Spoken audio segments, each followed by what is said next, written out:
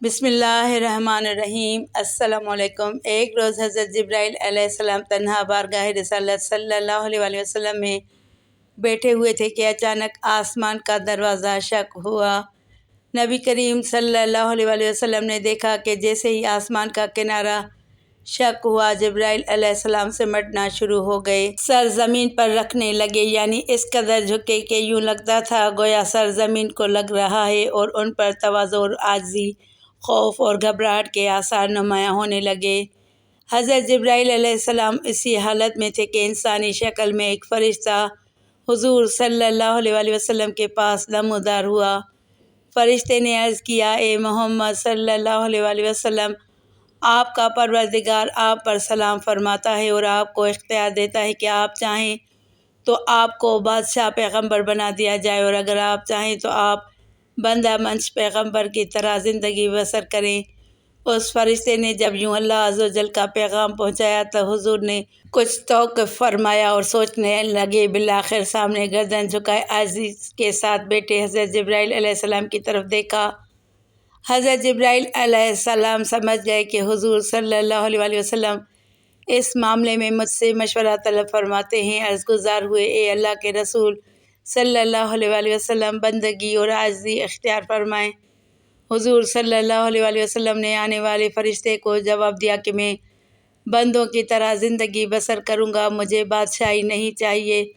وہ فرشتہ یہ جواب سن کر دوبارہ آسمان کی طرف عروج کر گیا تو حضرت جبرائیل علیہ السلام بھی اپنی اصلی حالت پر واپس آ گئے۔ حضور صلی اللہ علیہ وسلم نے جبرائیل علیہ السلام کو اس انداز سے دیکھا تو فرمایا، اے جبرائیل، میں تم سے پوچھنا چاہتا تھا کہ یہ فرشتہ کون ہے جسے دیکھنے کے بعد تم پر عجیب حالت طاری ہو گئی؟ حضرت جبرائیل علیہ السلام نے عرض کیا، یا رسول اللہ صلی اللہ علیہ وسلم، یہ فرشتہ حضرت اسرافیل علیہ السلام ہے، جس دن سے اللہ تعالیٰ نے انہیں پیدا فرمایا ہے۔ یہ تجلی الہی کے حضور کھڑے رہتے ہیں اور اپنے دونوں قدموں کو صف باندھ کر کمال خشوع سے کھڑے رہتے ہیں، حتیٰ کہ اپنی آنکھ کبھی اوپر نہیں کرتے، اور ان کے پروردگار کے درمیان اس حالت میں قریب بھی ہو جائیں تو جل جائیں۔ ان کی ڈیوٹی صرف یہ ہے کہ لوح محفوظ ان کے روبرو رکھی ہے اور انہیں اس لوح کی پوشیدہ چیزوں کی اطلاع دی گئی ہے۔ جب بھی اللہ تعالیٰ کا ارادہ اس سے متعلق ہوتا ہے کہ زمین و آسمان میں کوئی چیز واقع ہو تو وہ لوح خود بخود بلند ہو جاتی ہے اور حضرت اسرافیل علیہ السلام کے سامنے پہنچ جاتی ہے، یعنی حضرت اسرافیل علیہ السلام اسی وقت اس لوح کو دیکھ لیتے ہیں اور اس مقدر یعنی کام کو دریافت کر لیتے ہیں۔ اگر وہ کام میرے متعلق ہو تو وہ مجھے حکم کرتے ہیں، اور اگر وہ میکائیل علیہ السلام کے متعلق ہو تو اس کو کرنے کا حکم دیتے ہیں، اور اگر ملک الموت سے متعلق ہو تو انہیں حکم مل جاتا ہے۔ حضور صلی اللہ علیہ وسلم نے فرمایا، میں نے جبرائیل سے پوچھا، آپ کس کس کام پر مقرر ہیں؟ عرض کیا، ہوائیں چلانے اور لشکروں کی فتح و شکست پر۔ پھر پوچھا، اور میکائیل؟ عرض کیا، بارش اور نباتات پر۔ پھر پوچھا، اور ملک الموت؟ عرض کیا، روحیں قبض کرنے پر۔ حضرت جبرائیل علیہ السلام نے مزید عرض کیا، جب اسرافیل علیہ السلام نیچے آئے تو میں نے خیال کیا کہ اب قیامت قائم ہونے کا وقت ہے، اور ڈر گیا، اور میری حالت میں جو تبدیلی آپ نے دیکھی وہ اسی ڈر کی وجہ سے تھی۔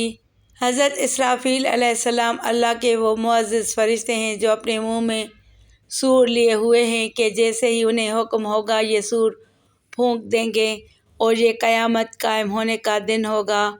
اوپر بیان کردہ روایات کے مطابق حضرت اسرافیل علیہ السلام اس حوالے سے تمام فرشتوں سے افضل ہے کہ آپ قرب و منزلت اور لوح محفوظ کی پوشیدہ چیزوں پر مطلع ہونے میں سب سے آگے ہیں، یہاں تک کہ حضرت جبرائیل، میکائیل اور عزرائیل علیہ السلام پر بھی حکم چلاتے ہیں۔ لیکن اگر وحی الہی اور شرائع نازل کر کے نوع انسانی کی تکمیل اور اس نوع کے افراد کی آخرت کی اصلاح، انوار و برکات کے ساتھ عبادت گزاروں اور اطاعت شعاروں کی امداد اور ظالموں اور فرعونوں کو ہلاک کرنے کے لحاظ سے دیکھا جائے تو حضرت جبرائیل علیہ السلام بزرگی میں افضل ہیں، لیکن یہ افضلیت مطلقاً نہیں بلکہ خصوصاً ہے۔ ویڈیو اچھی لگے تو ویڈیو کو لائک کر کے چینل کو سبسکرائب کریں اور گھنٹی کے نشان کو دبائیں تاکہ میری آنے والی हर नई वीडियो का नोटिफिकेशन आपको सबसे पहले मिले।